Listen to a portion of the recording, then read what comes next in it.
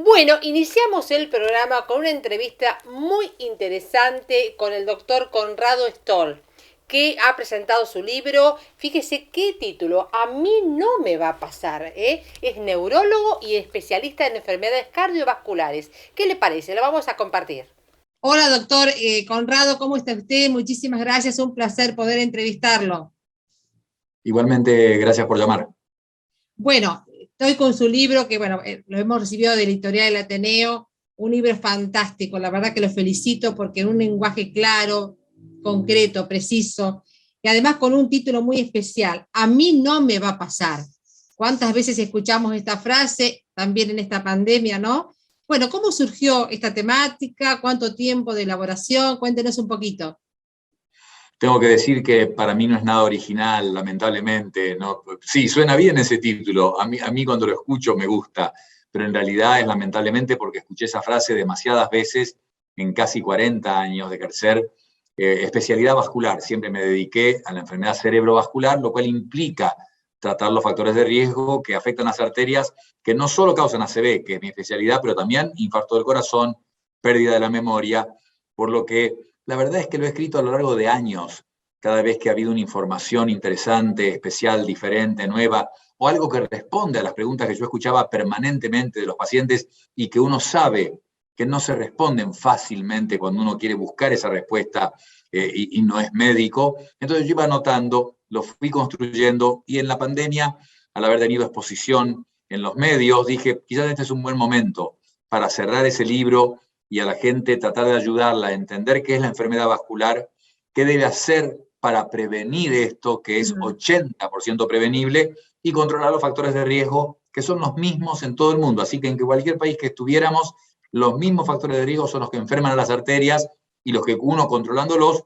puede prevenir que esas arterias se afecten y por lo tanto lograr una expectativa de vida prolongada con una buena expectativa de salud. O sea, Claro. cumplir 90, 100 años, pero en un buen estado mental y físico. Llamó también mucho la atención una frase que usted pone, que vamos a enfocarnos en la salud y no tanto en la enfermedad. Qué importante eso, porque a veces tenemos una patología. ¿Qué puedo hacer para revertirla, aunque sea un poquito, un mínimo porcentaje de que vaya estando más estable, ¿no? ¿Es así? ¿A eso se refiere?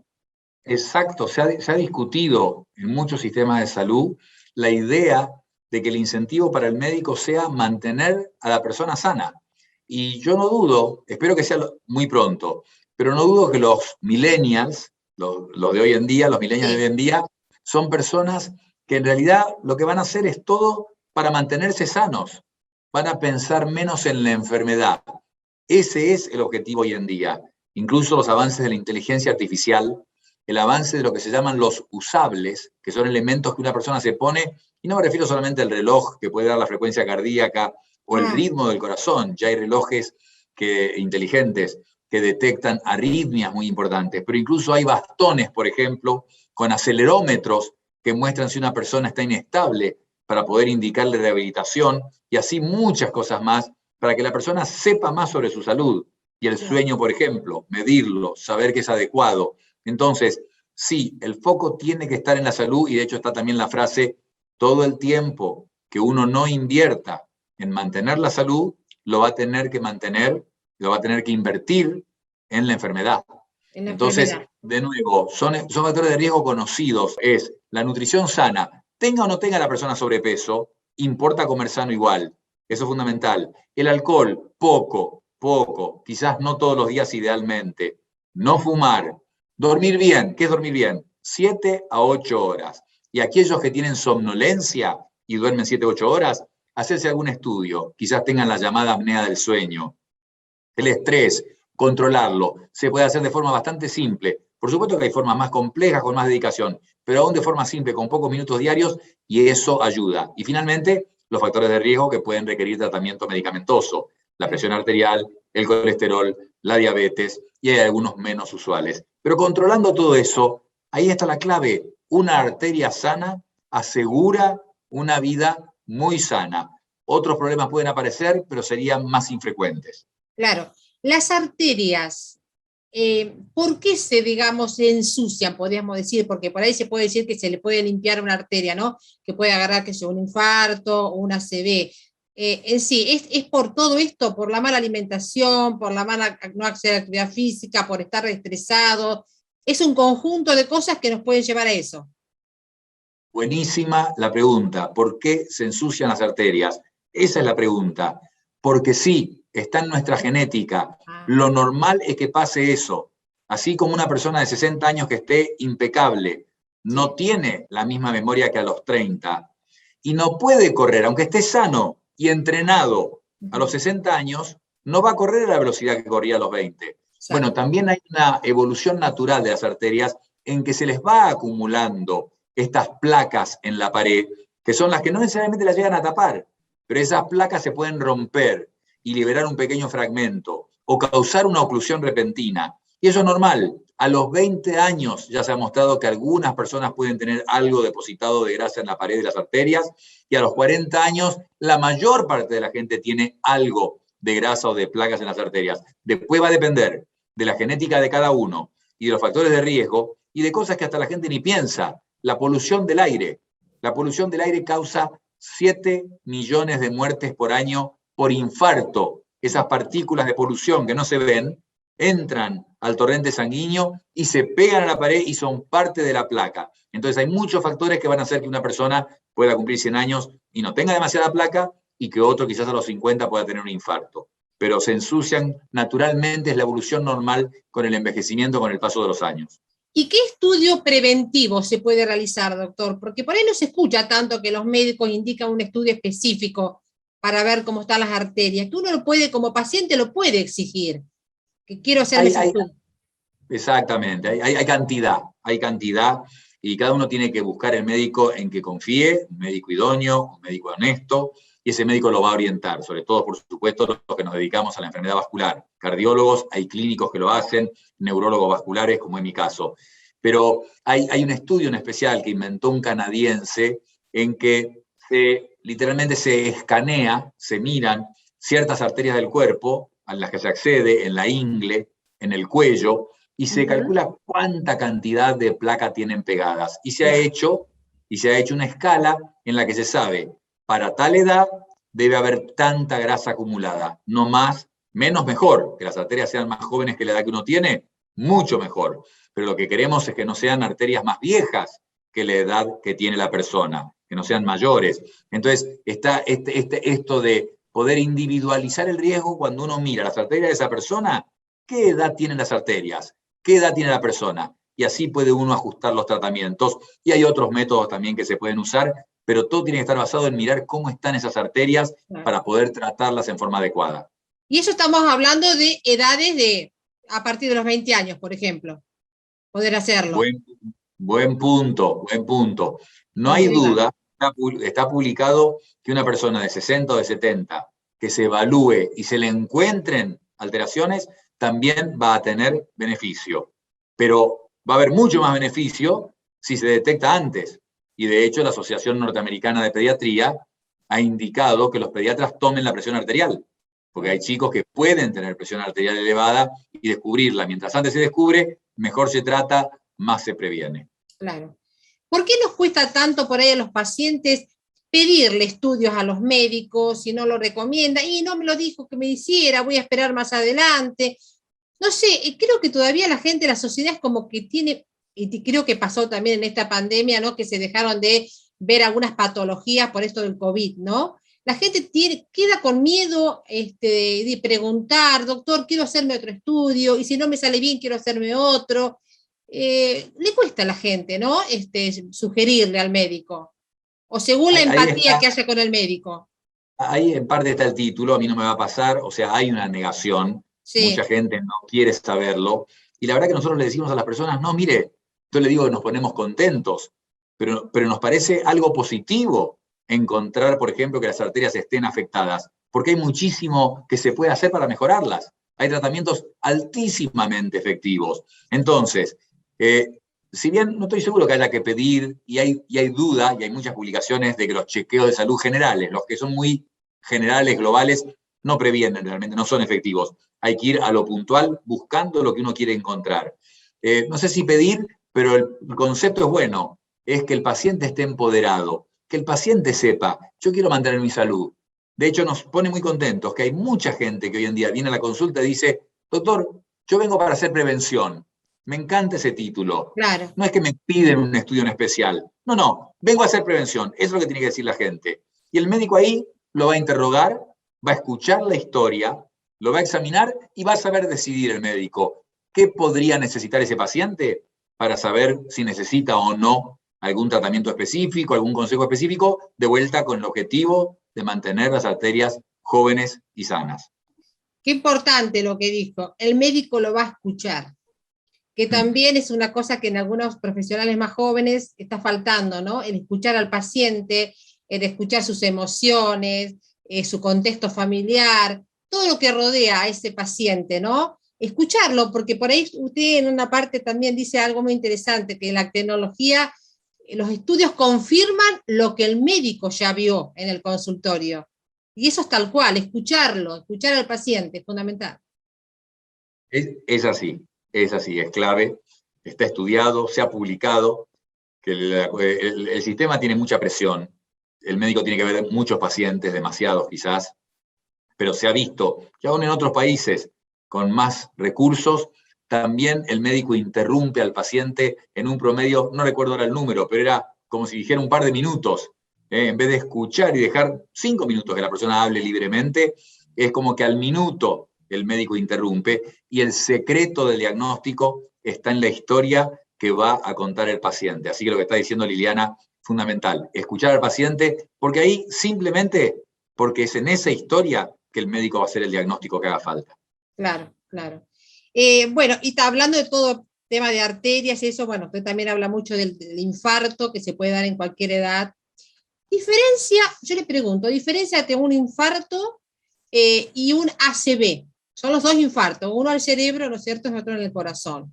¿En qué se radica específicamente la diferencia? Bueno preguntar la diferencia porque tendría que decir ninguna, salvo que uno es en el corazón, otros en el cerebro. ¿Pero por qué digo ninguna? Porque estuvimos hablando de las arterias, y acá está el ejemplo. Cuando se produce el infarto cardíaco, es que las arterias del corazón, las coronarias, se han tapado, por alguna razón deja de pasar sangre entonces, y muere el tejido cardíaco, ese es el infarto. En el infarto cerebral se ha tapado una arteria, ya sea en el cuello, ya sea dentro de la cabeza, deja de pasar sangre, por lo tanto deja de llegar oxígeno, muere el tejido cerebral, infarto cerebral. En los dos casos, enfermedad arterial. Y tan relacionado está que las personas que tienen un infarto cardíaco tienen alto riesgo de tener un infarto cerebral. Y los que tienen un infarto cerebral tienen mayor riesgo de tener un infarto cardíaco. Porque los dos infartos están reflejando lo mismo, enfermedad de las arterias. Es lo mismo esencialmente. Así que en los dos casos uno tiene que poner el foco en que, bueno, se hace un tratamiento, se pone un stent, lo que haga falta, pero el foco después está en tratar las arterias. El camino recién empieza después de ese infarto, en el trabajo de prevención para que no se repita. ¿Por qué los pacientes que han tenido ACV empiezan a hacer el tratamiento? Yo he escuchado muchos casos, un tratamiento con medicación, con kinesio, y les vuelve a dar otro infarto de cerebrovascular, doctor. Un mal tratamiento, las condiciones de vida no se adaptaron a esa persona con esa patología. ¿Por qué se puede repetir varios ACV en algunos casos? Otro buen punto. El mayor riesgo para tener un ACV es no fumar, no el colesterol, no la presión, no los factores de riesgo que hemos conversado. El mayor factor de riesgo para tener un ACV es haber tenido un ACV. Por eso está muy bien dicho eso. Ahora, el trabajo de los especialistas, de los médicos, es evitar esa repetición. Y ahí está la importancia de un diagnóstico acertado. Porque no es solamente infarto es para esta conversación, pero el especialista va a buscar qué tipo de infarto, qué lo causó, cuál fue el mecanismo. Entonces, con un tratamiento inteligente, al cual yo voy a llegar con un diagnóstico acertado, voy a poder prevenir que se repita el ACV. En general, entonces, si se detecta y se define bien el mecanismo del ACV, uno va a poder hacer el tratamiento que pueda impedir, o por lo menos disminuir mucho el riesgo de que se repita el ACV. Claro. volviendo a la parte de nutrición y, bueno, actividad física que a mí me interesa muchísimo, siempre cuando comenzamos un plan de nutrición, siempre avalado por un médico, una nutricionista o un nutricionista, ¿no es cierto, doctor? Nunca comenzar solos, porque también leía en una parte que usted decía que a veces cuando bajamos calorías y no estamos controlados por un médico, también se puede debilitar el corazón. No, no, todo esto acompañado. Todo se puede hacer solo. De hecho, dejar de fumar es un Sí. ejemplo clásico. La gente busca algunas herramientas que se venden, que son de acceso general, para tratar de dejar de fumar. Siempre acompañados, somos un animal sociable. Todo en grupo ayuda, por eso hay grupos para drogas, para peso, para ejercicio, para infinidad de cosas. Entonces funcionamos mejor en grupo. Y el grupo también puede ser de dos. Entonces, tener el médico especializado para dejar el cigarrillo, la nutrición, definitivamente aconsejado. Va a ser una suerte de atajo. Uno puede tener ideas generales con lo que uno lee, hay una infinidad de literatura en nutrición, como la hay en ejercicio, documentales en internet, pero siempre con un profesional. Yo creo que el profesional idóneo va a ayudar a que el esfuerzo sea más efectivo. Uh-huh. Y cuanto a la actividad física también, bueno, siempre también en esta pandemia acá se reforzó un poquito el concepto de que levantaba el sistema inmune, ¿no? Por ahí empezar de a poquito en la casa hasta que podamos llegar a un centro y si no, seguir en casa, pero siempre controlada, ver que no nos agitemos demasiado, hacer controles previos, ¿no es cierto? Electros, para ver el corazón primeramente. ¿Qué aconseja usted antes de comenzar una actividad física? Ahí está. Antes de empezar, aún en chicos jóvenes, una evaluación. Hay centros para evaluación de esto. No es simplemente ir de rutina, me hago un electrocardiograma, si veo bien, punto. No, una evaluación para empezar un programa de entrenamiento, con 20 años o con 80, definitivamente. Y después, entender que es ejercicio. No es necesariamente que uno tiene que hacer un deporte o que uno tiene que ir 3 horas a un gimnasio. Mejor si lo hace, porque el deporte tiene lo social y un gimnasio con mucho tiempo seguro va a tener un impacto positivo. Pero lo mínimo es actividad física, que puede ser caminar, y 4.000 pasos es un número mágico que uno podría dar, más de 4.000 pasos por día, es una buena cantidad que ayuda definitivamente a disminuir el riesgo cardiovascular, o lo que sea, me bajo antes del colectivo y camino unas cuadras, subo 3 pisos por la escalera, me bajo en el ascensor antes para subir unos pisos por la escalera, o ejercicios que hay cantidad que se consiguen en YouTube de 5 minutos, 10 minutos de duración y que son muy efectivos. Claro. Otro de los puntos que usted tocó, el estrés. ¿Qué es el estrés? Vamos a definirlo. Bueno, el estrés es una reacción normal ante ciertos estímulos del medio ambiente, que el tema es que producen una liberación de ciertas sustancias en el cuerpo que pueden afectarlo. Negativamente puede ser, pero lo interesante es que las investigaciones han mostrado que si la persona toma el estrés como una reacción positiva, probablemente el estrés no haga daño. Ahora, si uno realmente sufre con el estrés, bueno, esa persona tiene que consultar. La ansiedad, la angustia que le produzca el estrés, cada uno tiene una preparación, una armadura psicológica diferente y lo va a afectar diferente. Yo decía antes que igual esos pocos minutos, aunque sea sin un entrenamiento formal, y de nuevo hay mucho en internet para buscar, pero que sea unos pocos minutos, 3, 5 minutos por día, en que la persona se recueste cómoda o se siente cómoda, cierre sus ojos y se concentre en la respiración del aire que entra y sale. Eso solo, sincronizar esa respiración con los centros de respiración que tenemos en el cerebro, eso ya ayuda y puede mejorar algunos parámetros como la presión arterial, la ansiedad y otros. Claro. Doctor, si vamos ahora a la actualidad, también se habla mucho de que el COVID puede dejar algunas secuelas en la parte del corazón, ¿no? Nuestras arterias. ¿Esta la sí está de acuerdo con lo que dicen por ahí los infectólogos, los médicos? Hay mucho escrito, se está escribiendo más aún ahora, porque se ve que hay un final con la vacunación tan extensa que se está haciendo y tan efectiva. Entonces se empieza a pensar en eso, en las personas que tienen el COVID largo, que hay un porcentaje de los que han tenido COVID que siguen con síntomas, muchas veces muy inespecíficos, complejo, como en otras enfermedades virales, difícil de definir y de poder ayudar al paciente. En otros casos mucho más claro, fatiga, falta de aire, puede ser por un problema pulmonar, se ha visto que en algunas personas puede quedar secuela, o en el corazón, riñón, la niebla mental con problemas de concentración, de atención. Entonces, por eso es importante la vacunación y cuidarse y evitar el contagio, porque el infectarse puede no ser solamente la enfermedad en ese momento, aunque la persona esté vacunada y no va a tener riesgo, tendría que tener un muy bajo riesgo de tener una enfermedad grave, pero recordemos que puede quedar ese COVID largo, en que lo ideal es evitarlo porque hay gente, hay un porcentaje de los que se han infectado que han quedado con estas secuelas y en eso está ahora el sistema de salud pensando para el futuro. Claro. ¿Estamos saliendo de este COVID? Sí, absolutamente, claramente. Por supuesto, en América Latina puede haber un brote por Delta, lo que debería pasar es lo que pasó en el resto del mundo, está en el tiempo en este momento, a fin de año, pero la población está vacunada en alta proporción, con 2 dosis, todas las vacunas resultaron muy efectivas, están apareciendo medicamentos que tratan el COVID para el que lo tenga, muy efectivas, que se van a probar muy pronto y van a estar disponibles. El testeo, escalar el testeo para identificar infectados y aislarlos, todo eso va a llevar a que esto termine como pandemia, sea una endemia. Seguramente en el 2022 veamos ese gran cambio. Y también quiero comentarle, que me comente usted, porque hace unos días salió una carta de unos colegas suyos, bueno, sobre una entrevista que usted había realizado. Bueno, ¿qué pasó, doctor? Cuéntenos un poquito. A ver, no quiero decir que es un malentendido, pero es cualquiera que lea el artículo en una revista bastante popular, es un artículo que es todo con evidencia, ciencia y para ayudar a la gente. Lo que he hecho con el COVID, lo que se intenta con el libro que mostrábamos recién.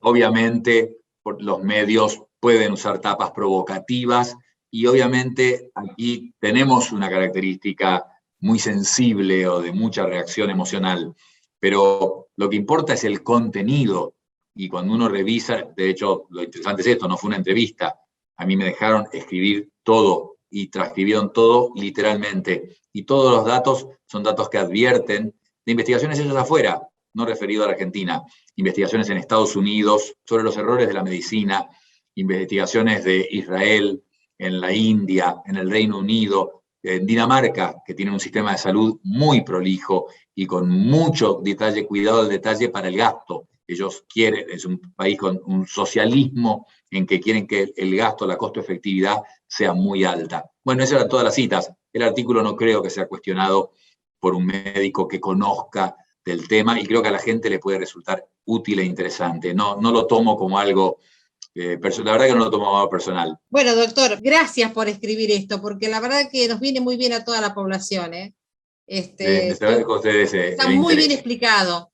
Y además usted la forma que tiene de transmitirlo y eso también, eso llega a la gente. El carisma que tienen los profesionales a través de la pantalla o las radios, por ejemplo, es muy importante, doctor. Se lo agradecemos también. No, yo estoy contento. Si ayuda, ese era el objetivo. Muchas gracias. Bueno, la verdad que un placer haber entrevistado al doctor Conrado Stoll. Es todo un investigador, un médico realmente tan especial porque nos transmite sus conceptos de una forma clara, precisa. Así que la verdad que una satisfacción.